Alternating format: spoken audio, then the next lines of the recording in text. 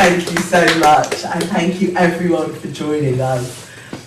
It's been a real privilege this year to be at the Oxford Centre for Life Writing and to be supporting their seminar programme. Some of the events that we've had and are going to have during the year, I helped programme. But what's really fun for me today is that I didn't. This is an event that was suggested and planned, and then I was invited in to have the conversation for today with Monica, whom I'm about to introduce to you. And this was so fun for me because Monica is a very dear friend, and her mother Dorothy is someone whose work I hugely admire. So I know today we're having an official academic event, but I hope we're also having a conversation between artists, people we know and love in a community who are interested in Jewish lives and are interested in photography. So I'm not going to introduce Dorothy because the film is going to do that.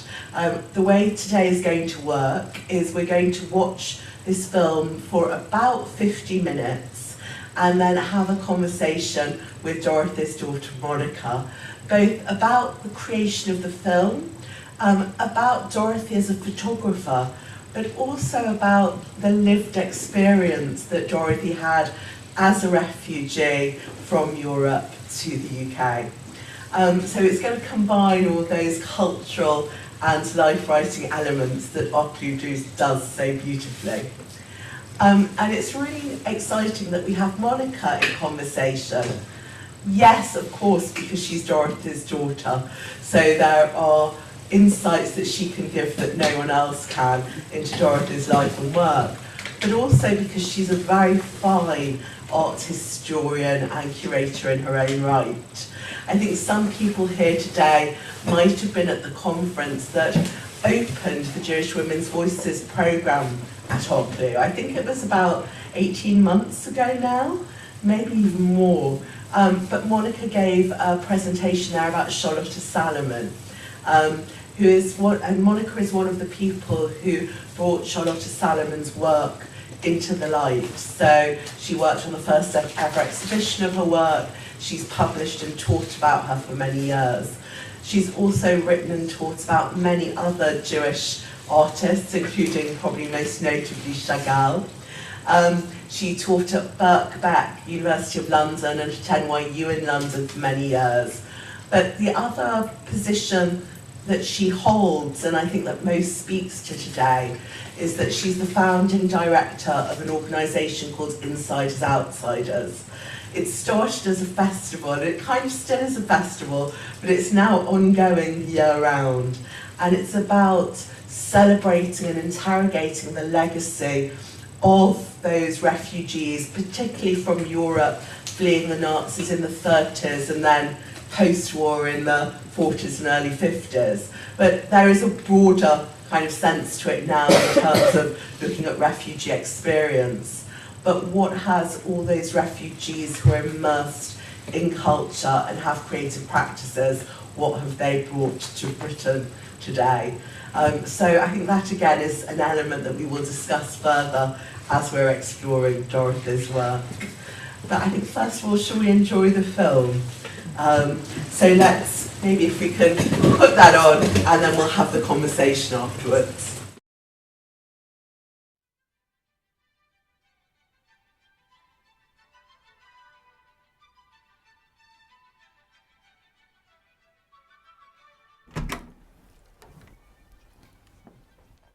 And here we are. Photography magazine, 1955, the first article I had published. I could go on giving instances where the light, the mood, or an idea made me catch my breath and hasten to take a picture.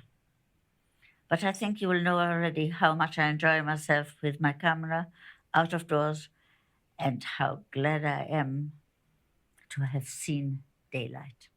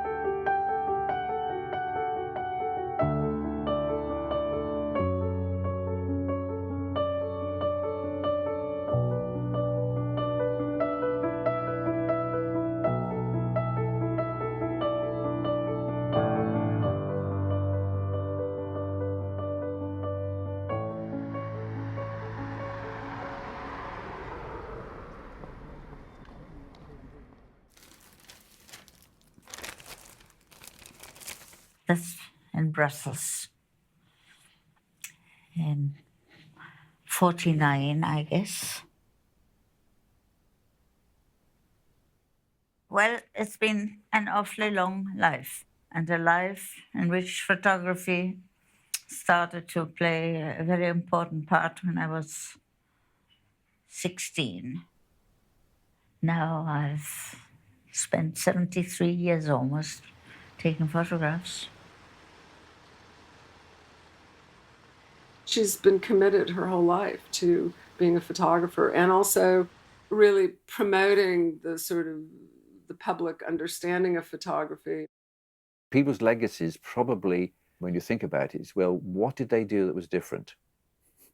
You know, and what difference did they make? Her enthusiasm for the medium, which is infectious, you know, she really does think that, you know, photography is important. The great thing about Dorothy is that she had a story to tell of loss, displacement. The problem with a lot of photographers is that they don't really have a story to tell, but she had something to photograph about. She's been an obsessive photographer ever since. One of the first photographs by Dorothy I bought for the V&A collection is of people at Weston-super-Mare. They're walking across this boardwalk with the sea all around them. It's as if life is a precarious journey. I read that symbolism into it. It's not forced in any way. It tied in completely to this astonishing life story. You see, there's a picture like this here. It was in Greece. Right? We passed by, and I asked my husband to stop the car. And he said, I can't. We came back 2 hours later, and they were still there. And I asked permission to take a photograph. It was rather lovely. It's got, can you see, bandage there. It's really humanity, isn't it?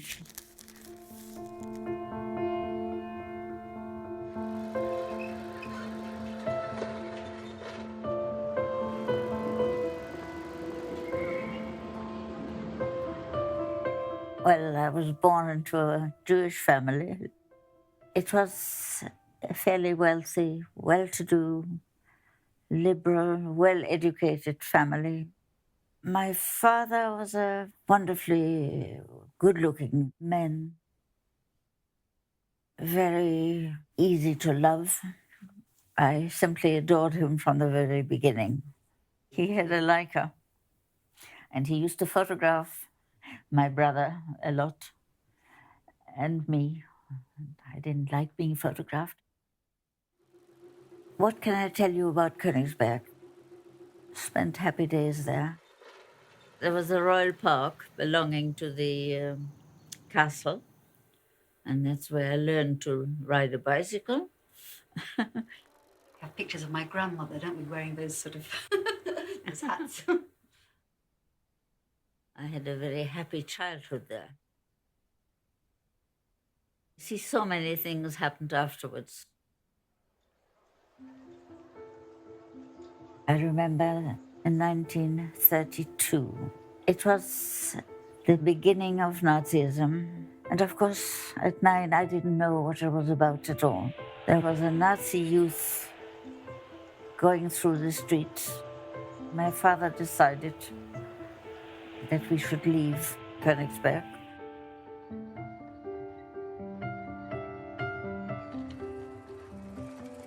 My father's factory was doing extremely well. I was always known as Tobias's daughter because he was a great personality in the town. I remember once walking with my dad and 2 women workers passed, and my father took off his hat to them. And the girl said to the other girl, she says, "Who was that?" She says, "Don't you know that was the boss?"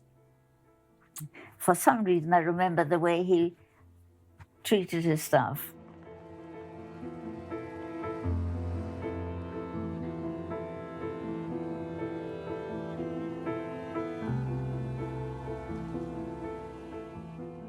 In March 1939, Hitler invaded. My father had been told that he would be warned before they come. From the age of 13, I remember hate propaganda from the Nazis and to the Jews. And my father's name was mentioned very often, that they would definitely get rid of him. And a very sad thing I remember, my father went back to the factory and his own 2 porters did not allow him to come in. Right? And he didn't know that I was in the room. And I saw my wonderful father cry and sob. Right?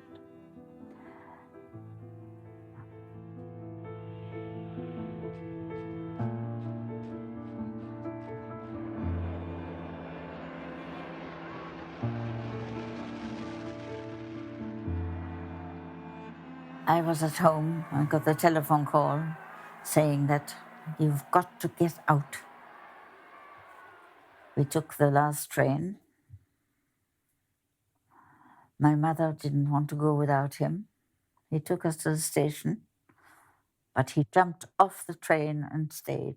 And I leant out of the carriage. My father took off his Leica and said, "This might be useful to you." Now, I had no interest in photography at all. It's odd.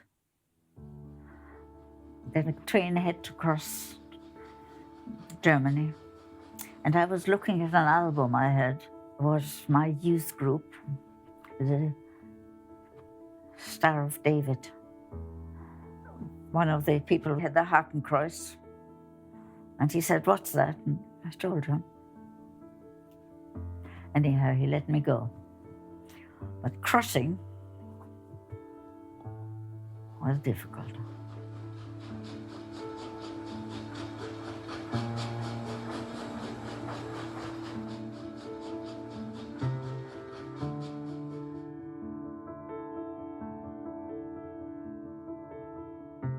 Certain things that happen,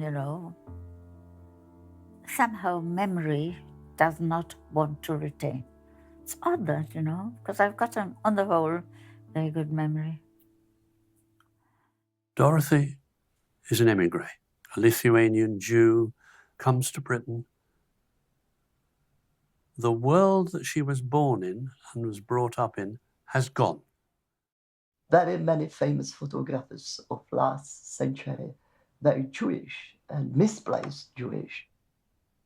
I believe that they took the certain disadvantage as an advantage.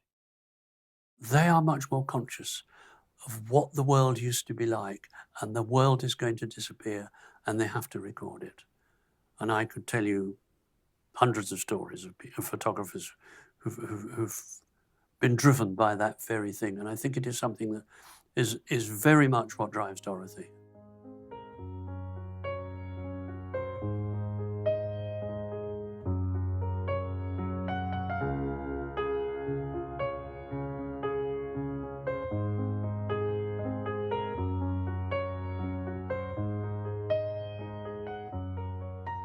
I was lucky that a first cousin of my father's knew that I was leaving school, that I had received my school certificate. And he said, "I know you wanted to study medicine, but that's out of the question now. We don't know where your family is now. There's no money left." He said, "I've watched you. You're very observant. What about photography? Your brother's starting at Manchester. Let me find out. I think it has a vocational course." And they accepted me. I was only 16. If you've been displaced and displaced multiple times, you can go one of two ways, can't you? I mean, either you react by becoming a rover, or you decide, this is where I hang my hat. I think because the father was so strong in her mind, and he'd always told her to, be brave, be strong, go forward, don't look back. So Manchester very, very much became her home.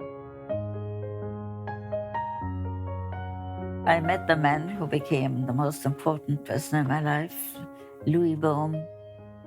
I was introduced to him by somebody who knew both his father and my father. This chap saw me walking and saw Louis in front, and he said, "The two of you must meet." And from that time on, he started looking after me. I went to see a very good photographer to try and sell my Leica. And he asked me at the time, "Why are you selling it?" And I said, "I need some money before I find a job." I had started to talk photography. And she said, "You seem to know a lot." So I said, "Yes, I've just graduated from the college." She said, "I'm just opening a studio in Market Street in a very prominent position. I can offer you a job." He told me that while I'm away for 2 weeks, you will be what was then called operator. I did, and I loved it. And I was obviously good, because when I came back, everybody said how pleased they were with what I'd done. But he paid me very, very little. Louis realized that I was good at what I was doing, and he said, "How about starting a studio of your own?" And I said, "Oh, God, I wouldn't mind."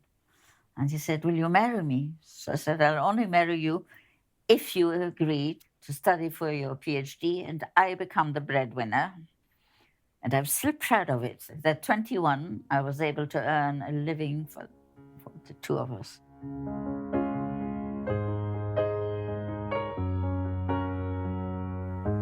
I had to change my name from the Jewish Israelite, and I chose Alexander because of quite a lot in the family. And here are some of the pictures. Rather pretty Lancashire girls, incidentally. The ridiculous thing is that I remember taking the photographs right through my life. Ridiculous.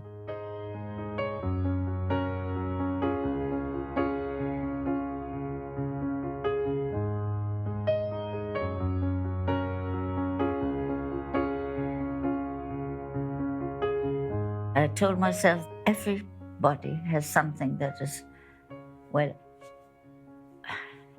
beautiful, let's put it that way. And somehow I managed to achieve it. And this is the person who took the photograph. That was me.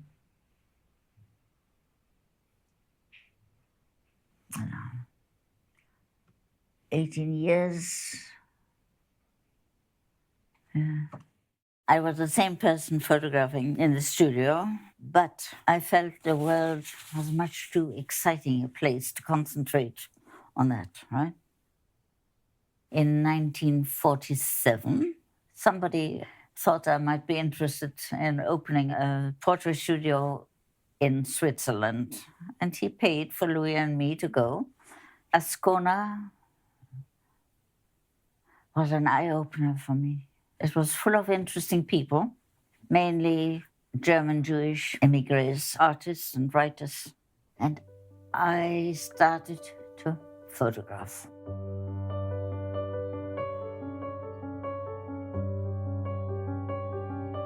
I used to go out towards evening around the lake. And I remember the chap who was doing the processing for me used to say, "Why didn't you wait for the sunshine?" All I wanted was that kind of light, you see.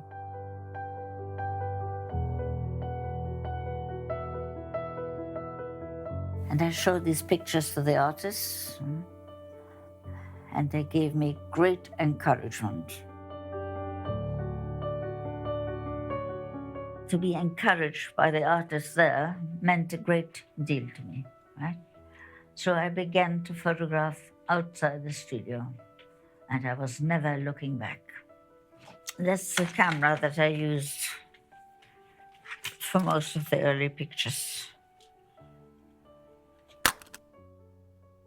The early pictures were mainly on the continent, and the continent recovering from Hitler. It was just the beginning of a new life for these people.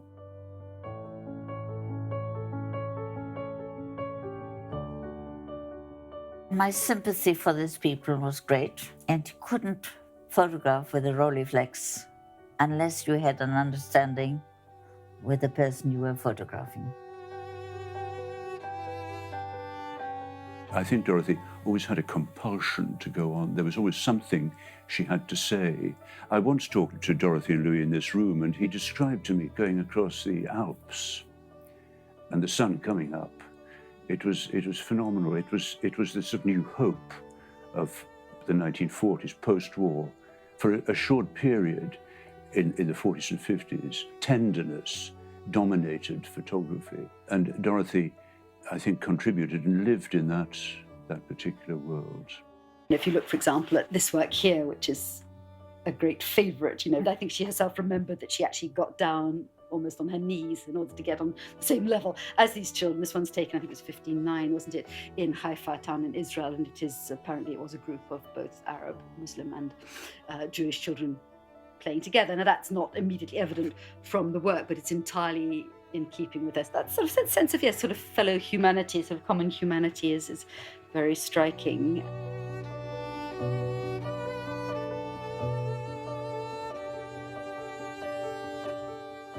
I think the difference with her and other photographers is that she's not just seeing the pictures, she's feeling the pictures. And so that emotion comes out in the imagery. So you feel her pictures, you feel the passion in it, you feel the emotion, the pathos, the humor, the irony, but you get a sense like you are there on the street with her.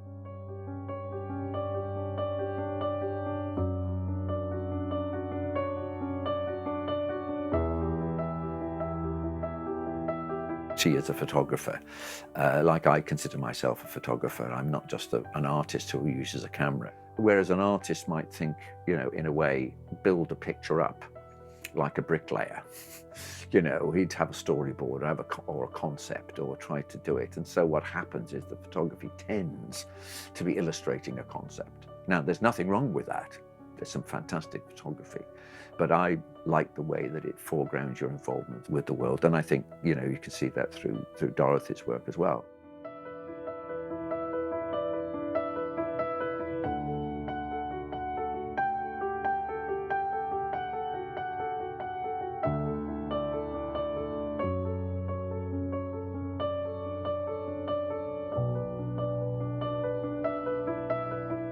In this image, which she took only a few years later when she first went to New York, you have 3 generations of one family, and it's where everyone's looking. The granny is making eye contact with the photographer. The young woman is looking out as though into the future, and the little girl, of course, is looking at her mother.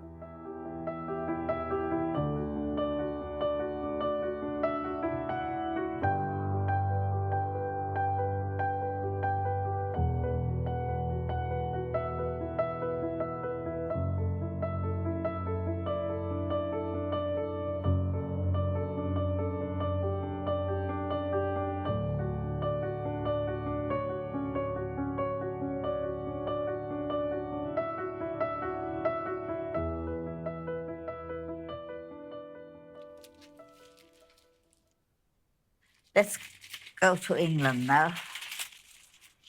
Now, this is in Paddington in 1960. And why did I take this? Because I was amused about this and that. Right? There's got to be humor. That's nice, isn't it? Huh? It was taken at a race. And I think it's very much England, right? Couldn't be anywhere else.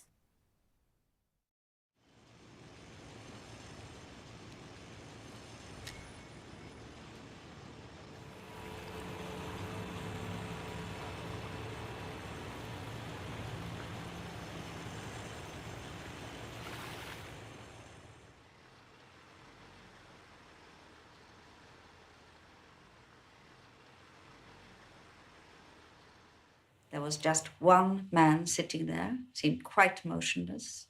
He seemed to have a bundle on his lap, I was intrigued by the shape that this mantle made, and I walked closer and I started to photograph. I just stepped down for a smoke.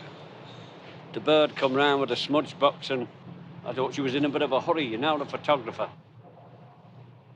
She had a little bit of a rabbit and asked me about myself, talking about animals. I explained what I was doing here, you know. Very nice person, very sympathetic. Not having your own roots anymore, and so having to look at somewhere else, and because this is her adopted country, they've lived in other countries, but it's clear that the country where she feels most at home now is Britain, but she still shows us things about it that we don't see with our own eyes, and that's the mark of a great photographer. I took quite a few shots of this particular man with a cat. I worked up to the image I have now selected, because by that time the man didn't mind me getting closer. He seemed quite relaxed. I was attracted by his posture, by the way his hands were hanging very limply down the sides, and by the complete relaxation of the cat. The slits of the eyes of the cat, a white cat, looking like a parcel almost, but somehow I found it very moving. And there's always one picture, if you take a few, that works.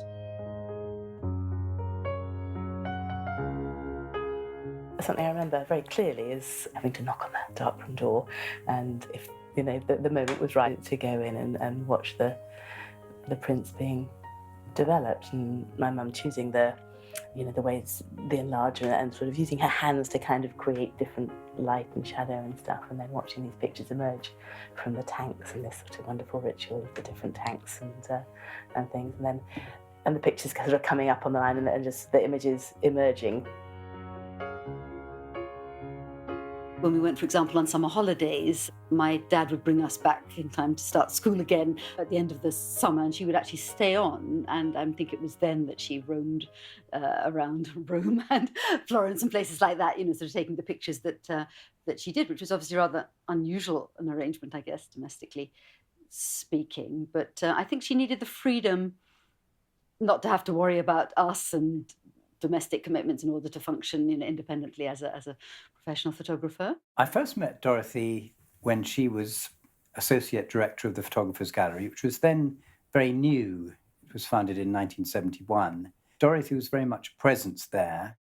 She built up the second-hand book collection, which was, I think, a first for British photography scene in those days, and also was in charge of the print room, which gave her a chance, indeed, to promote the work of other, mostly younger photographers who, to this day, often come up to her in different situations and say, yes, you won't remember me, but, you helped me a great deal. Faye Godwin, for example, Martin Parr, who I think would be the first to say that, Dorothy was very, very supportive. He once sent her a very large brown paper envelope with big writing in black felt tip addressed to the unstoppable Dorothy Bohm. She really does, think that photography is important. I think she wanted to establish that through her connections with the Photographers Gallery. She will help photographers, and she's not, a lot of people, keep everything close to their chest and don't share anything or whatever. No, she's a very open person. She have done so much for so many people. She would selflessly mention the name to the collectors, to the magazines, from time to time. Things were not easy, and she would always speak so highly about my work that it made it you persevere a little bit more than you would otherwise, I think it was very important that Dorothy was working at the gallery because she met a lot of important photographers and was able to talk to them and really absorb quite a bit from them. Black and white photography was becoming anachronistic. It became a difficult thing to take, and Dorothy was at a bit of a loss. She got to know André Kertész, the master of classic, elegant 20s black and white, but he became fascinated by the properties of colour and its sort of unnaturalness, its strangeness. Well, by the time I got to 1982, 83, 84, I felt that I'd said everything I wanted to in black and white. And I was seriously considering possibly stopping to photograph. And I visited under Tate, and I saw the Polaroids, and I came back, and for 2 years I did every morning photograph. I learned to admire what color could do.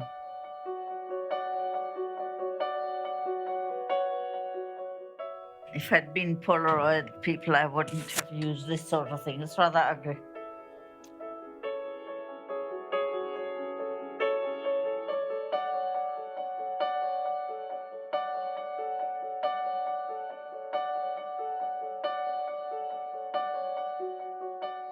It is more difficult to make a good color picture than black and white.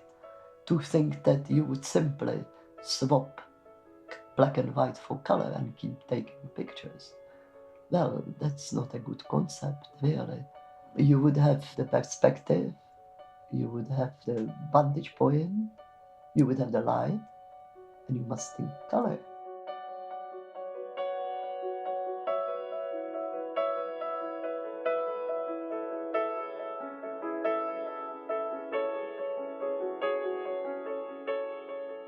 For most of my life, and even for quite a chunk of yours, black and white photography seemed more real. Crazy, really, because the world isn't black and white. We see in colour.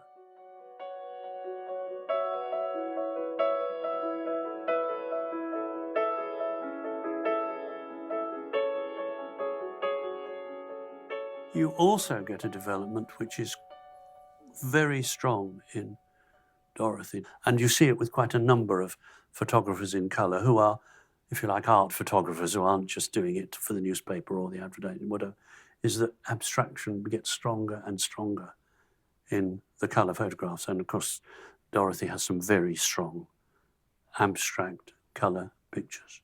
I think Dorothy understood that you really didn't need to explain everything in a photograph. You could leave bits unsaid, you could leave out some of the links, and that would be even better for the viewer because we would have to make those links ourselves and enter this dream she'd created.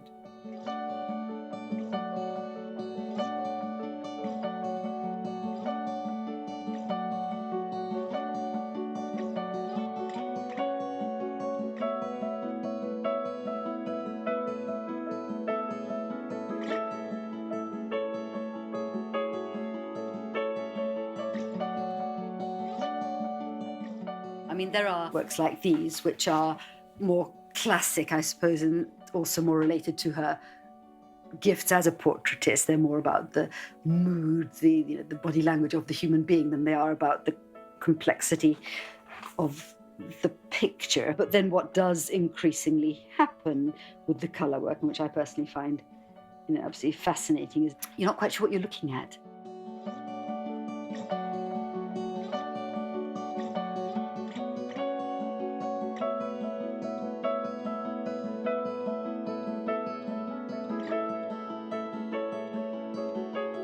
I mean, even that cover, there's two real bikes, there's a real piece of sea, two real people, but it's just beginning to be abstract, isn't it? The shape is beginning to get stronger than any of the elements. I try to create order out of chaos. That is a subconscious thing, but it is there. And when I look at my pictures, I remember talking to a painter who said it's got to sing. In other words, it has an inbuilt sense of order or harmony. And I can never, even after all these years of shooting pictures, release the shutter just haphazardly. It isn't the fact that it's only one frame, but when I release it, I've got to feel this is it. It has what I call a beginning and an end. In other words, it links. There's a picture she took in Paris of a child dressed in white who's rushing into this wonderful minimalist sculptural landscape of of grey and white striped marble. And she must have sort of seen it in a flash. There are two men who are in dark suits, and they're both looking to the left as if at a military command. And it's all seen just in a split second. And everything about it, it's as if choreographed by an unseen film director, an unseen hand. Courtauld calls it the little happening. Cartier-Bresson calls it a decisive moment, but there's that moment when all the disparate elements suddenly lock into one. And that, of course, is what a lot of photographers are looking for, and that's what makes what a great photographer will do different from what I will do, and I hesitate to say whether you will do, is that, you know, I can see these three fascinating things, but that moment when they actually lock into a coherent artistic whole, I will miss it. Well, I know she's always said, you know, she could never have her camera with her all the time because it would actually be too intense a way of living. You couldn't function like that. And it's certainly true to this very day that she has to be in the right mood. The light conditions have to be propitious, and the stimuli have to be new enough. And then once she's on kind of photo alert, as it were, she takes on a sort of, I'm going to say predatory, it's not quite the right word, but there's a very intense kind of look that comes into her eye, almost like a hawk kind of homing in. What photography does is to make you, how could you say, bold beyond your normal powers. It's a way of shielding yourself. On many occasions, actually being with her when she was at large with her camera and having to kind of be her eyes and ears, because when she's taking pictures, she is not aware of a cliff edge or a road bollard or anything like that. So I remember my dad and us would be sort of hovering nervously to protect her from the hazards of the world.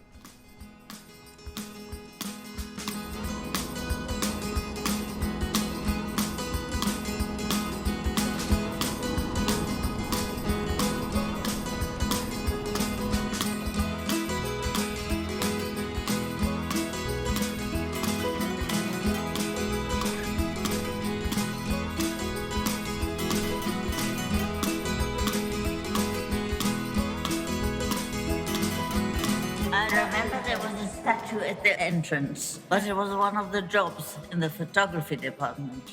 We had to take photographs. It was a very happy atmosphere, despite the fact it was wartime, we were young and we still believed, you know, life was worth living. So.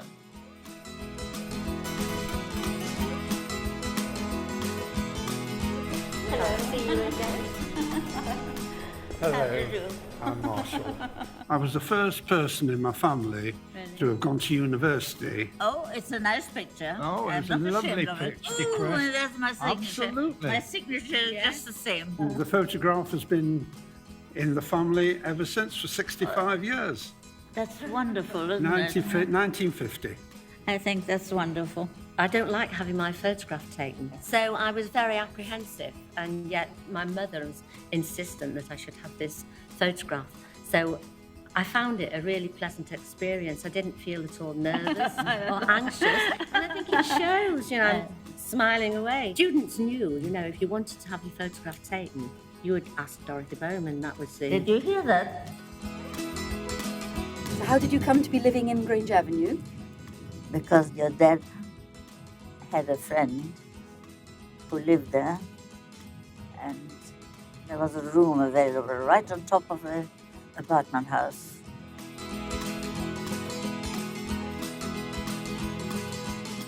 This is Grange Avenue, Mum.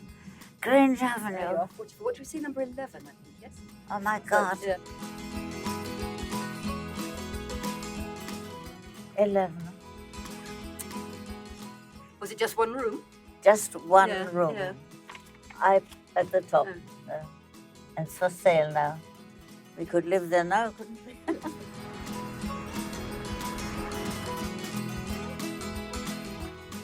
Hume Hall coming up. But that's it. Louis lived there for many years, and I remember that girlfriends were not supposed to come. He smuggled me in because he wanted me to see his room.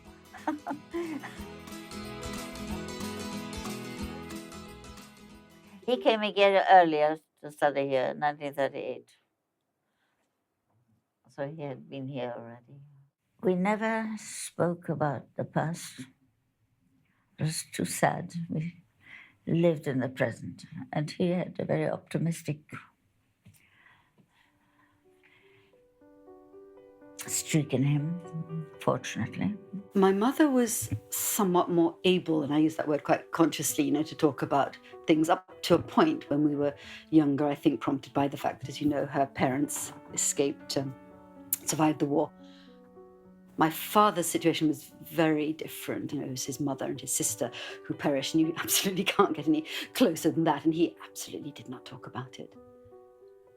And I didn't see it as a problem necessarily at the time. I realize now that it was his profound desire to both protect us from tragic knowledge, but also himself, because he was on the surface a very sort of balanced, almost serene kind of human being. When Louis died, I mean, it was such a long, intense love affair and such a partnership through life.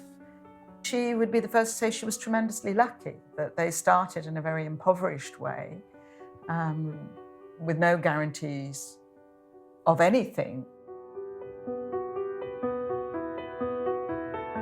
But Dorothy and Louis were the only people I knew who exemplified what I'd have thought of as a proper cultural outlook, which I'd read about as happening in Europe. But I see no trace of it in Britain at all. They knew something about music and the arts, and they knew about Braque and Dufy and Picasso and all these people. And they were like a dream. It was only later when I suddenly realised that actually she was going off all over the world with Louis, who was wonderful and very friendly and very supportive. Wherever she went when they travelled around the world, you know that he's having a business meeting or doing whatever. She just slides off and mingles and gets wonderful photographs. And now she still, as she heard her father's voice, she still listens to Louis's voice. So every so often, we'll go out to lunch and I'll say, it's my turn. And about one time in 3 or maybe 10, I'll win. But usually she says, no, I can hear Louis. No, I have to take you out. So not the other way around. She listens to him and she knows he's there sort of with her still, and that's very important.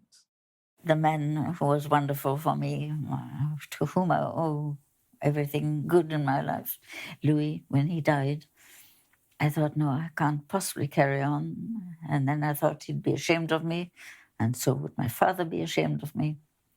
And photography helped me, and I've done a lot. And Louis, who encouraged me such a lot, never saw how much, I've had so many books, something like 15 publications.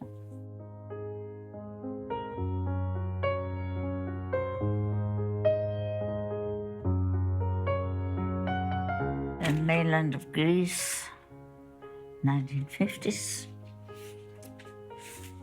I watched this woman, and she came up and brought me flowers.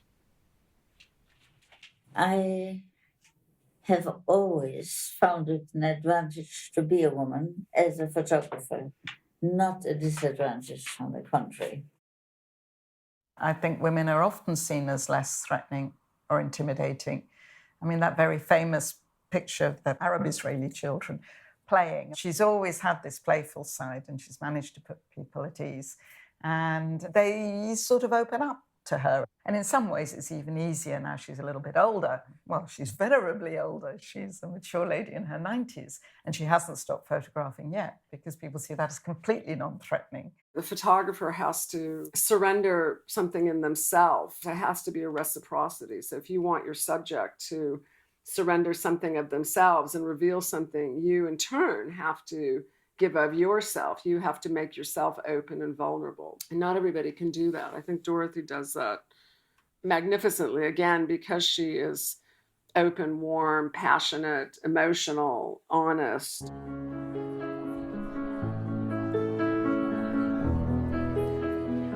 I remember being very moved when she once said, I'm really alive when I'm taking pictures.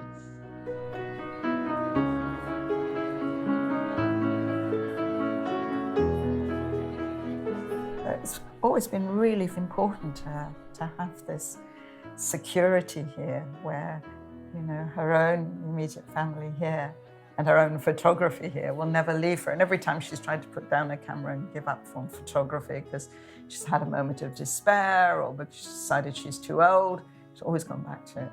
She speaks immensely well about everybody, you know. That is the goodness which is shining from Dorothy. She's a good human being, and it comes through the pictures too. All my life, of all the jobs I did, I think I've only learned one real lesson. The difference between the failures and the successes is energy. Photography is in Dorothy's bloodstream, as she said, she will never give it up.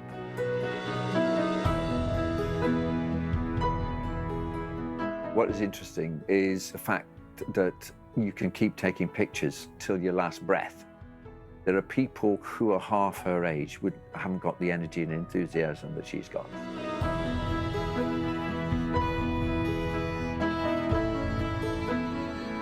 I think her legacy will be her devotion to photography as a critical means of expression and reflection of the time that the photographer was living in. I think there should be a special dispensation from God or whomever that some people get to be immortal.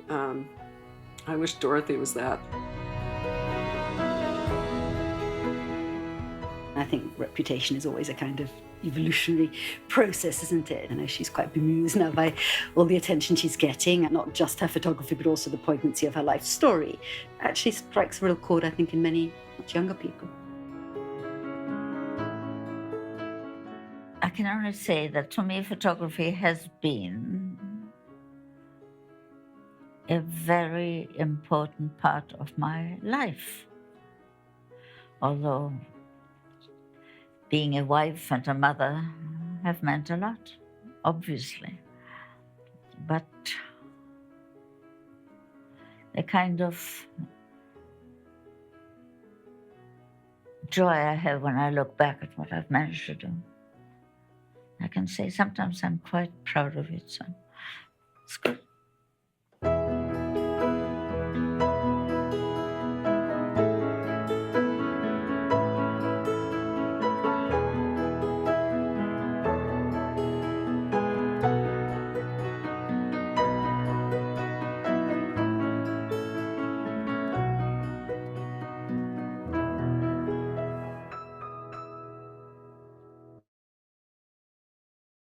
Wasn't that wonderful? Can you all hear me? Let me just check. Yes, good. It's projecting well. And just as well as a hello to the audience in the room, I know we have quite a big audience watching online. So please do join in the conversation online as well. I know my colleagues will be keeping an eye on the chat, so you can put in your questions there, and we will open this up in a few minutes to both audiences, the one in the room and the one online. But let me start off, because I know you've seen the film. I mean, I've seen the film a couple of times. You must have seen it several times. You were instrumental in it being made. But yet, I could feel emotion coming off you sitting here watching it. So, what is it like seeing your mother, both as the professional photographer, but obviously about talking about her life experience? I have to say, as you can imagine, I have indeed, not only was I involved in the making of this lovely film, but also have seen it many times, but in different contexts. And I have to say, each time it strikes me in different ways. Certain things seem more poignant or more amusing, actually, than other times. It is a personal, very personal project. I mean, I might as well, be upfront about this. It's coming up to the 3rd anniversary of her passing. She was, what it doesn't say there, this was made in 2018. She left us in March, 15th of March, 2023. I can't believe it's quite that long. And thank goodness the film was made then. Had the lovely filmmaker Richard Shaw, that's a whole story in itself, come to us even a year later, he probably wouldn't have been able to capture her in that still very vital mode, she was still able to operate in. So, yes, I mean, I'll leave it at that. But it's both hugely, it's sort of immersive, and yet I have to maintain a certain critical distance as well. Yeah. Can everybody hear okay? Sure. I mean, it's interesting, isn't it? I'm going to talk more about Dorothy in a moment, and I know she is who most of our questions will be about. But just to bring you in for a moment, I mean, here you are as her daughter, and you're not a photographer, but you are someone whose entire life has been about the visual image. And I wonder about the influence of growing up with her, watching her work, then later as you developed as an art historian, kind of how you saw what she was doing, both personally and professionally. What was your experience of her as a photographer? Indeed, I mean, I don't want this conversation to be mainly about me, but I will try and answer that nevertheless. It's interesting perhaps to note, and it didn't come out perhaps quite as strongly as it might have in the film, that until she became involved with the founding of the Pioneering Photographers Gallery in the early 1970s in London, she had nothing to do directly with other photographers. That was not a world she was aware of even. And she has said many times that actually it was primarily painters and indeed filmmakers. She adored, for example, the early films of Fellini, and you maybe see something of that in her black and white work in particular. And growing up, we were very lucky enough, my dad had done well, they both were cut off almost without a penny as young refugees from Nazi Europe, so they had to kind of build their lives afresh, but he did well eventually. He was a scientist, come businessman, he had a knack for doing innovative work that proved quite commercially sort of fruitful. But so we were lucky. We went to Italy, for example, regularly on holiday, and we would always, towards the end of the summer, we would go to Florence, we would go to Siena, to Lucca, wherever. So my childhood was absolutely infused with a sense of the beauty of the visual, if you like, not just through her own work, but there's that. So, maybe my art history inclinations came indeed from that. I suppose also looking back, she would often, when we came back from school, she would be holed up, if that's the word, in the dark room that she had in our house in Hampstead. I didn't mind it, even my sister, who was slightly more, possibly, dare I say it, resentful of the fact that Mum wasn't there, with tea at the ready, but nevertheless, she also recalled quite vividly the kind of magic, the alchemy of seeing those images emerge in the dark room. Incidentally, it was only the black and white work she developed herself, not the colour.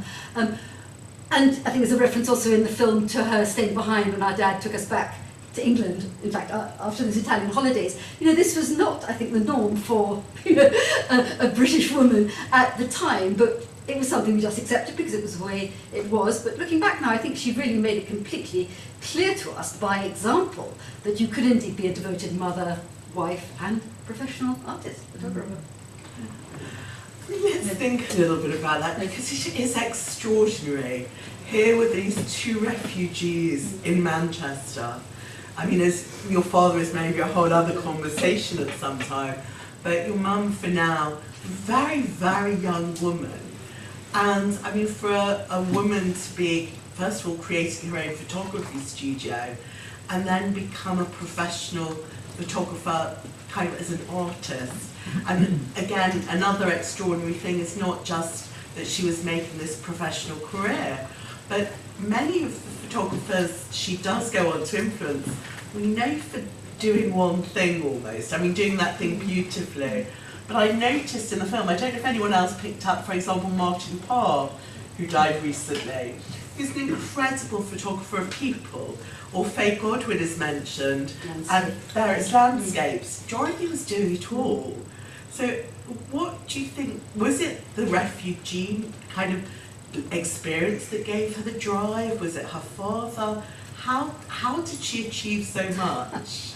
It is true. I mean, her archive, which I'm now the inheritor of, which is a story, of course, in itself, but is remarkably diverse. I think the only genre, if that's the word, she never attempted, to my knowledge at least, was the nude, either male or female, for that matter. That was really the one thing she didn't. There was even a go at fashion. Do you remember that rather striking, almost Bauhaus-like image, very, really early, but for the most part, fashion was not something that interested her.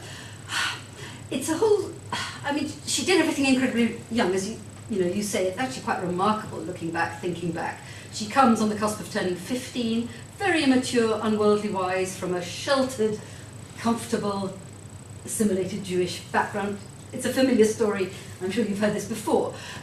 She came wanting to become a doctor. There was no money available to pursue those studies. She ends up studying photography. Well, first of all, she matriculates. She goes to Ditchling, picture book pretty, quintessentially English village in Sussex, Ditchling, Errigill, etc., whom she obviously didn't know about.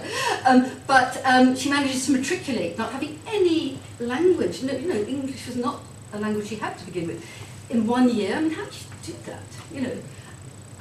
And then she decides, yes, photographic technology, incidentally, nothing to do with art at that point. At the Manchester College of Technology, she does a 4-year course in 2 years. Yeah. By the age of 21, she's running her own portrait studio and indeed earning enough money to keep my dad at his PhD. I don't think she realised at the time what a remarkable thing this was. They just did it because it had to be done. And I think it was only much, much later in life that she could metaphorically pat herself on the back and think, yes, that was something to be proud of. In terms of the choice of career, of métier, there was that one quotation, I think, in the film about creating order out of chaos, and there are a few others. She never theorised about what she did, but she did write quite a lot, and in terms of actually the focus of this institution, it was interesting after her death in particular. We found a number of notebooks, diaries, but also poems that she had written, particularly very early on, which were actually rather special, and in fact in the book that has come out more recently, which doesn't feature in the film because the film was made too early, it's called Dorothy Bohm 100, and it was published in the summer of 2024, which was meant to mark her 100th birthday. It wasn't to be, it marked the centenary of her birth, as it turned out, but we've actually reproduced some of those poems. But I think, above all, and she often talked about loving to write, and if only I could have been a writer, and I always said, well, why didn't you? And yet, I think at the end of the day, it was photography's unique ability to stop time in its tracks, and also, in her particular case, to restore a sense of dignity to human beings across the world of all classes and colours of skin, which to her was profoundly important. And she did in one rather revealing short comment, and I haven't got the passage in front of me, but she said something like, and I paraphrase slightly, that having seen humanity debased, and of course she was referring to the Second World War, she felt it was her mission to restore humanity, dignity to the human race. And I think that's a brief, reference, a bleak reference, but very, very telling indeed. And that sense also of capturing time. I mean, she'd lost, as was pointed out by somebody else in the film, she lost, as so often happened with this generation, the world of her childhood gone forever. And that ability of the photograph, and she didn't manipulate, she very rarely cropped. It is photography in its purest, unique form to capture that moment. Yeah. It's interesting, and I'm going to just ask 1 or 2 more questions and then open it up to all of you. So please have a think about what you'd like to ask, and also those people online, please do start putting your questions into the chat as well. But I just want to pick up on a couple of things before I do open it up. I guess one of the things is, as a poet, that notion of creating order, in some ways poetry is more like photography than it is prose, because it's the notion of form, and it's that notion of how you hold a frame. And I guess as someone who was in some ways pushed from pillar to post, that she could hold time, or she could hold a frame of an image, it does give you a kind of agency, doesn't it, over a moment. It's a way of kind of creating your own worlds and creating your own way of seeing. And I wanted to use that to kind of lead into that view of the past, because obviously she was very alive to the present. And that's one of the rather wonderful things about her work. If you've seen it, it does, it takes you through many, many years and many moments, and each one is vibrant and you feel you're in the now. But there is within her, and there is also within you, a looking back towards Europe and to what happened. And you've recently started exhibiting her work in Lithuania. So I just wondered if you'd tell us a little bit about that, first of all for her, but also for you, what it has been like showing her work in the place she was before she became a refugee. Perhaps I could backtrack from that slightly and say that she never saw herself as English, although of course the huge bulk of her life ended up being spent mainly, first of all, in Manchester and then in London, where I was born. She saw herself as a Londoner, which of course is not the same thing at all, and she did, I think, feel very strongly that she was above all a European, in spite of her life, you know, the trajectory that her life took. She didn't go back. German was her mother tongue, incidentally, not Lithuanian. It was a German cultural and linguistic background that she was born into. Her German continued to be good, not that she used it very much. She often said, on the rare occasions she did go to Germany in later years, that she would speak German if she had to, with an English accent, which is telling. She did come back with me just once to Lithuania, not to where she was spent part of her childhood, i.e. sort of western Lithuania, but actually to Vilnius, and I won't go into the details of the circumstances, but I do remember that she got, I think in spite of herself, quite emotional. I mean, this is a very personal memory, but when we arrived at Vilnius airport, and this is already in, gosh, when was it, 1999, so a long time ago, but there was a rather crude map of the whole of Lithuania, and she suddenly noticed names she recognised from her childhood, and in spite of herself, she got quite emotional about it. And she lived long enough to know that this exhibition of her work was indeed travelling to points, geographical places that had a very strong connection, both directly to her and with her wider family story. And it was important to her. I think she was gratified and pleased that was happening. I wonder, though, before we open it up also to the floor, I mean, the one thing that is only very briefly almost grazed on in the film is the story of what happened to her parents, and I suspect some of you will get shall I just say a little bit more about that? I mean, and it ties in, I mean, this idea of writing a life, researching a life, recreating a life. I mean, so many gaps in my knowledge on both sides of the family, and, you know, as you say, my father's history is a conversation for another time, although of course it's all intricately connected. Oh, sorry, I've lost the train of thought. You can tell us about her parents. About the parents, no, of course, I'm sorry. She is handed that Leica on the platform in a small town called Cholet in inland Lithuania, where her family had escaped to. June 39, yeah. Very soon after, in the safety of Sussex, but she loses touch completely with her parents, and there was a baby sister left behind before. And she doesn't discover, she has no knowledge, how could she, of what had happened or would happen to them. It was only after the death of Stalin and the so-called thaw that proceeded from that, that she got notice from the Red Cross, and this is a story I need to investigate further, that her parents and indeed her younger sister had survived. Courtesy of the Soviets, as she used to say, because had the Nazis got them, it might have been a very different outcome. But of course it was a horrendous story on the Soviet side of things. Her parents were separated, her mother with a little baby to one camp in Siberia, her father a hard labour camp in Siberia. But against all the odds, they survived, and I won't, for lack of time, tell you the rather extraordinary story of how my parents actually managed to get her parents out to the safety of this country. It was in '63 that it took place. It actually was on the BBC News. It attracted quite a lot of attention because they were among the very first Soviet Jews to be given permission. And it was actually Harold Wilson who mediated. It's an interesting detail. But for them to come out to the West. Her younger sister, Dina, didn't come out. She subsequently immigrated to Israel in 1973, another complicated story. But when I think back again to her professional life and indeed her personal life, I'm born, I mean, I'm not going to be coy about it, I'm born in 1957. My sister, Yvonne, who featured in the film, born in 1960. She realises that her parents were survived in the late 50s. In 1960, she goes to Riga, then part of the Soviet Union, and then actually makes several visits and takes very interesting pictures of the Soviet Union, incidentally at a time when most Westerners weren't allowed access at all. And then they come out. Just imagine.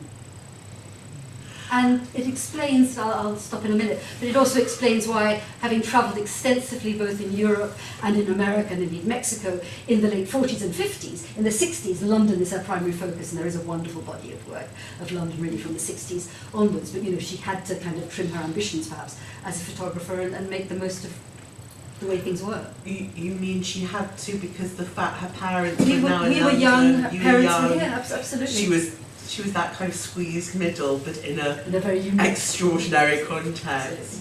And just to ask you then, and then I promise I will open it up, but that means that all that time we were talking about that drive and ambition in the 40s, the early 50s, she didn't know whether her parents were alive or her sister for that matter at that point. So she and Louis were working under the impression that they were basically alone in the world.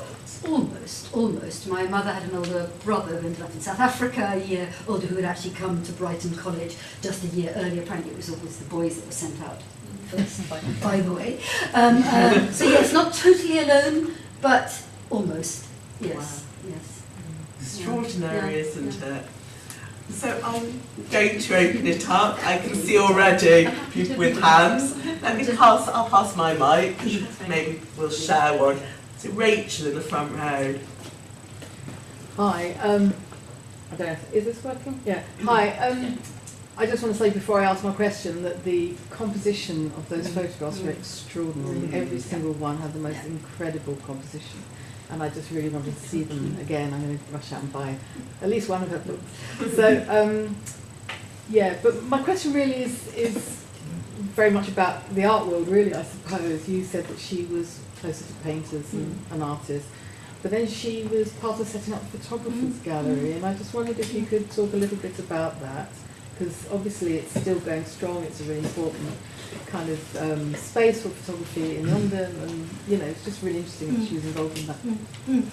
Absolutely. No, indeed, it's an aspect of her life that's too often overlooked, I would say, and perhaps not sufficiently acknowledged to this day. Now, basically, her first exhibition happened at the Institute of Contemporary Arts.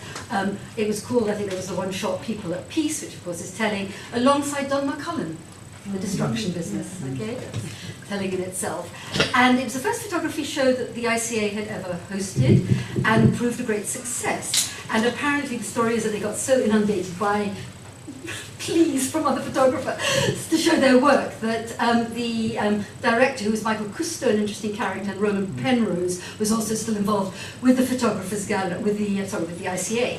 They turned to somebody called Sue Davies, who was working at the ICA, and suggested to her that she should actually work alongside my mum, Dorothy, to create the first dedicated gallery to photography in this country. And it did. It opens its doors in 1971, and really, in a sense, the rest is history. But what's important, I think, about my mum's position, unlike Sue, she was a practicing photographer with years of experience behind her. As I say, she hadn't really consorted with other photographers much at all, really, before that point. But as the associate director for 15 years, a long chunk of time, and again, that was another pull on her attention. She was in a position both to get to know some of the great names in international photography, and I think it's not accidental that the people she felt were most kindred spirits there was Cortez, who was perhaps the only time really in her life where there's a direct visual influence in the form of the Polaroids. But also, if you look at Cortez's early black and white work, it's that same profoundly humanist tradition. And also Manuel Alvarez Bravo, the Mexican photographer, who became a close personal friend. There were certain people she was less complimentary or less close to. I won't be indiscreet there, but she really did get a chance to meet pretty much everyone who's anyone in the photography world, many of them older than her, but also, as importantly, to nurture and encourage a younger generation of artists, such as Faye Godwin or Marketa, who's very much with us today, and a wonderful Czech-born photographer, and indeed Paul Hill, who's in the show, and many others, and Martin Barr, many others besides, who, I think that support and encouragement meant a lot to them. Yeah. Thank you. Would you just for a moment, and then we'll take another question then, talk a tiny bit more about Roland Penrose? Because Penrose, I'm sure many of us know, is the husband of Lee Miller. And with the Sussex connection, I'm bringing this up not only because it's fascinating history, but also because their home, Farley's Farm, is about to host an exhibition of Dorothy's work, I believe. Yes, well, I think about it, I might as well just give a little bit of advance publicity to two exhibitions actually coming up this year. The first of them, opening in early April, is indeed at Farley's House and Gallery near Lewes. Chiddingly is the very pretty village, which was the home, as some of you may know, of Lee Miller and her husband Roland Penrose after the war. They lived in Hampstead previously and moved to Sussex after the war. But there is a connection. The exhibition is going to be about women, the theme of the book that you saw in the film, which seems entirely appropriate given Lee Miller's acknowledged status in the field. But there's actually a close connection, and that is that it was Roland Penrose who wrote the introduction to my mother's very first book, which was called A World Observed and published in 1970. And interesting, actually, thinking about it, it was Marissa Roth, who's a younger, my contemporary, very fine photographer in her own right, talked about my mum's camera not only seeing but feeling, which I think is very apposite, but actually I'd almost forgotten that one of the things Roland says in that short, rather lovely text is precisely that. He says something like, "Our camera does not only see, it feels," and I think it's sort of a corroboration of that. So yes, so there's that connection, and I think through that my parents got to know Lee and Roland quite well. And then after Lee died in the, I can't remember the exact date, it was in the early 70s, I think, my mother was the one who actually actively encouraged her son Anthony Penrose, who is still in charge of Farley's, to bring her work from literally out of cupboards, from under the bed. You know, as you may know, she'd lost interest, severely traumatized by her wartime experience, but also had lost interest in her photographs, was more interested in cookery books. But my mum was actually instrumental in giving Lee, I think I'm right in saying, the very first posthumous show at the Photographers' Gallery, not long after her death. So there's nice connections there. And the other exhibition, which I don't expect you necessarily to be able to go and see, but it's actually in Ascona, and if you were listening, watching attentively, it's a lovely, very personal, meaningful thing to me that she's going to have a retrospective of her work, but with particular emphasis on that formative period in Ascona from the late 40s through the 1950s, when she first started working outside the studio at the Museo Comunale d'Arte Moderna, I think it's called, in Ascona, which is totally gorgeous. If you happen to be in Switzerland or in Italy near the Swiss border, it's on from September onwards. It's another one to look out for. Wonderful. Are there any questions online that aren't? Is there anything else in the audience? Yes, the gentleman here and then the lady at the back. Thank you. Just a small follow-up to the previous question. If Dorothy had not been in connection with the world of photography and photographers before the founding of the Photographers' Gallery, what made that link? What brought her to the ICA and that exhibition with Don McCullin? What was it through the artistic world, or what was it? No, it's a good question. I mean, there was some personal connections. I should perhaps also just say, again, looking back more dispassionately perhaps, with the benefit of hindsight, I'm also aware that she was actually, my parents were living in New York in the mid-1950s, and as many of you will know, that landmark cultural event, the Family of Man, yes, which was a celebration precisely of the tenderness that I think Ian Jeffrey was talking about in immediate post-war photography, was celebrated in that international. She almost certainly would have seen that.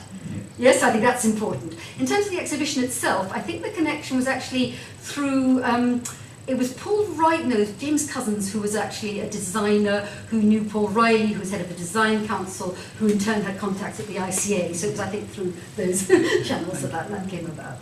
Can I just wonder, just to say, because I've seen a lot of the talks that Monica has organised through Insiders Outsiders, and just connected to that. I don't know how much people are aware how many of the post-war British designers who designed all sorts of iconic things, from the textiles on a subway seat, on the underground seats in London, to signage, were involved in the Festival of Britain, that many of them were these émigré Jewish designers. There is this whole world, and it's not just the designers, I can assure you. I know, but that connection to all sorts.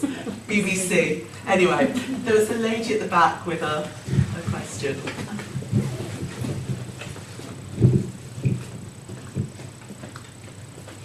Thank you. My name is Claire MacDonald and I'm from Harris Manchester College, and actually just by complete coincidence we're working on a project with Marketa Luskakova at the moment. And so there's just a couple of things to put together actually. I mean, just thinking about what you just said about émigrés and their incredible importance on publishing, on design, on architecture, on photography. But I wondered, who else did your mother know? For instance, so Bill Brandt was a German photographer. Amanda Hopkinson's father was the editor of Picture Post. Her mum, whose name I've forgotten, was a wonderful photographer. Yes, Gertie Deutsch, who went back to Germany and took photographs. So it was this quite extraordinary moment, and film, of course, as well. And I was wondering how involved she was in that, because she's such an extraordinary response. It's not just a response to and not just it. It's a response to how people are living and to experience and to this notion of tenderness, but it is also a very, very aesthetic response. It's a response to what's going on in photography and film as a post-war context for art making, isn't it? Okay, in a way there are two important questions there, perhaps sticking with my mum for the moment. I think it was unconscious and intuitive, but that sort of sense of finding beauty, even in the most unlikely places, whether they're individuals or fragments of the urban environment, was terribly important to her. And one thing, I mean, for example, apropos Martin Parr, I think he's an extraordinary photographer in his own particular way. She felt that a lot of his work had an unkind edge to it, which she was at all pains to avoid. And the only times she said she wasn't sure about a particular photograph were of rather, often slightly down and out, if I can use that rather crude phrase, women on the streets often actually, who she would portray in a very compassionate sort of way, but she would say to me, oh, maybe it wasn't right to take that picture. Yeah, but I think, going back I think to what some of you have already said, I mean that she has this remarkable, though I say it myself, this remarkable ability to combine a sense of capturing a particular place and moment in time with an eye for composition. So that sort of quite intuitive, I think. And in later years, I used to chaperone her, as my sister said, and stuff, bumping into things. But she would home in on a subject, take very few exposures. I mean, she grew up at a time of rationing of materials. The Rolleiflex, as you probably know, 10 exposures. You had to be very economical. I mean, in all sorts of ways, in the way you worked. She had to know that the moment was right. And very often it was just literally one shot, possibly one or two or three, but very rarely more than that. But that sense of the aesthetic is what makes her work much more than street photography. And she actually didn't like the term street photography. She was, I think, cautious or wary of that, but it is I think, indeed more than that. Certainly her best work transcends the moment and place that it's taking. The other question is, of course, a much bigger one, and my Insiders Outsiders project is absolutely about all this. It's the disproportionately rich and diverse and pervasive contribution across all art forms of those who found sanctuary in this country. And it is, of course, by extension, it's a tribute to the contribution that refugees can make at any time and place to their adopted country, a plea for tolerance and understanding, a reassessment of what it might mean to be British. But yes, I mean, let's sticking with photography just for a minute. One of the projects I was involved with, and there is still a small catalogue and a presence online, was called Another Eye at the Four Corners Gallery, which you probably know it in Bethnal Green, which was called something like Jewish Women Photographers in Britain after 1933, and it's obvious what that meant. And it includes Gertie Deutsch, Edith Tudor Hart, I mean, so many extraordinary, Elspeth Udo was actually a fashion photographer, among other things, worked for the Festival of Britain, many, Lotte Meitner-Graf, I mean, a huge roster of immensely talented women, most of whom were actually of a slightly older generation than my mum. She was unformed, if you like. Yes, she wasn't yet a photographer when she comes here, so there is, I think, an important difference there. And yet, in spite of that, I think there's this European aspect and element in her work. But yes, it's an extraordinary contribution, and if you're interested, check the InsidersOutsidersFestival.org website. We have an ongoing programme of online events and also a YouTube channel where you can access recordings of the many events that we've done in past years. I'm just to pick up on that in one not tiny way, but kind of interesting ways, of course, with Tom Hopkinson and Gertie Deutsch. There was this connection between photography and publishing, as you mentioned, and the Picture Post. And I haven't brought this in because I'm here today as kind of the Oxford scholar, but I'm now the publisher of Jewish Renaissance magazine, which Monica reviews for. But I think one of the things I'm very interested in is that connection kind of between the visual arts and the readers. And readers are readers of text, but also readers of photographs. And I think that's something quite interesting about that generation as well. You know, they held exhibitions, but they were interested in the relationship between pictures and words. There was all sorts of publications, as you showed us with your mum, and there was this kind of international, it wasn't just an interest in content, you know, the content they were creating was international, but there was a reaching out to a very international viewership, readership, community as well, in a different kind of way, I think. And yet, simultaneous with that, I think also a loyalty and a sense of gratitude to this country. And I'm thinking of Picture Post. I mean, Gertie Deutsch was one of them, married briefly to Tom Hopkins, and incidentally my mother did know well and was very fond of. But Picture Post, founded by a Hungarian Jewish refugee, Stefan Laurent, previously imprisoned in Nazi Germany. So on the one hand, hugely international, and many of the staff photographers were indeed refugees themselves, often having to work anonymously for fear of retribution, but, you know, Kurt Hartmann met Felix Mann, etc., etc. But equally, you know, with a pulse on Britain and what it was like to be living in Britain from the late 1930s into the 1950s. So I kind of an interesting creative sort of tensions, I think, there, and relationships. Yeah. Wonderful. So I think we have time for just one more question, and then I have to tie up. Is there anyone in the room who would like to ask anything? Yes, the lady in the green jumper. First of all, I want to say thank you so much. Your mother sounds like an absolutely wonderful lady. And I'm really pleased that I got to see the screening and hear you talk about her. One thing that she said that I was hoping that you might be able to expand on is how she always saw it as an advantage to be a woman, and that sort of access that being a woman gave her, but also, you know, perhaps the involvement and yeah, I just wondered if you could maybe elaborate on that, please. Thank you. And I don't think she would have ever seen herself, or in fact didn't see herself as a feminist as such, but going back to what I was saying earlier about her early achievements, she just got on with it because that's what she felt she had to do to support my dad, to earn a living for both of them in his early career,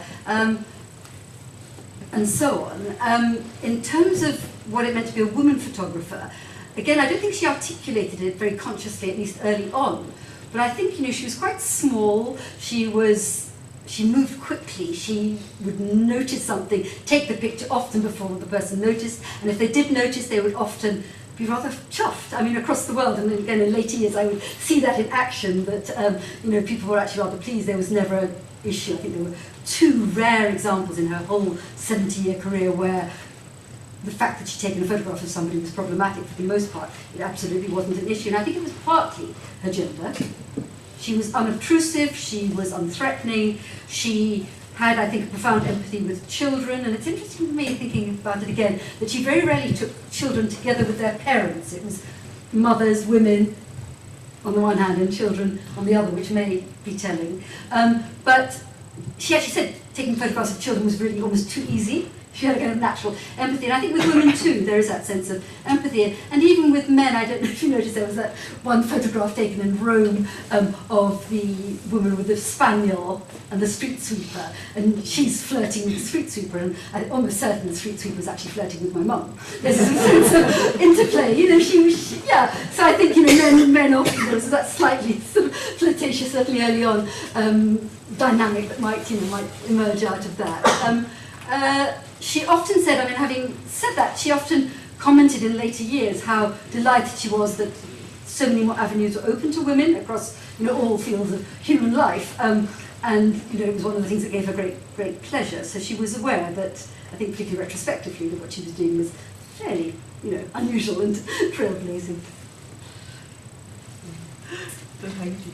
And just to add, some of the women you see in the film who she mentored, for example, Marissa Roth, the American photographer from Los Angeles, went on to spend most of her life as a war photographer, but particularly photographing women in war. And she's been now doing projects that I know Monica has been supporting and working with her on. So there was her own lived experience, but also her mentoring of younger women photographers, I think, was something very important to her. No, you're absolutely right, and perhaps by way of a sort of a finale here, I mean, she was engaged, she stopped taking photographs, well, you saw her in action, this was 2017. That was probably about it. It sort of stopped around or soon after the film was made, but she remained passionately and intimately engaged with the medium of photography, not just her own photography, but photography as a medium, almost till the very end. I mean, her end came quite quickly, thank goodness. You know, 2 weeks before she died, she was still inviting to her home. In fact, it was the photography curator at RIBA, the Royal Institute of British Architects. But actually, again and again, to the end of her life, it was usually the young women curators and photographers who would come, and she would immediately, they would strike up the most wonderfully warm rapport, which I think meant a lot both to them and indeed to her. So yes, it was nice to behold. Well, I think that's a good note to tie up, because we've really had a sense of her legacy, supporting incredible women photographers as well as being an incredible woman photographer, but also one of the women she mentored, not least, is Monica. So we should say a huge thank you to you, because sharing so much of her work, and I know you're now instrumental in exhibiting and publishing her work. And finding longer term homes, can you imagine, over 70 years worth of work. Yeah, so but huge thank you for coming and having this conversation with us. And I'll just flag something up. If you are interested in seeing more of Dorothy's work, Monica will be leading a trip to Farley's in, I think, is it June, July?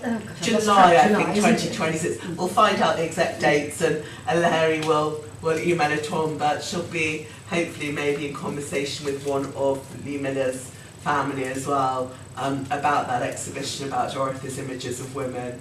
So we will pass that on. I also want to say a thank you to Kirsty and to Larry. Thank you so much for making this event happen. And I really hope you'll all continue to come and support our seminar series here on Jewish women's voices, because as we're seeing, it's really bringing some very, very important figures into the light who maybe have been slightly under the radar of their male contemporaries. And I'm really glad that Dorothy is now getting her place in the sun. So thank you very much, everyone.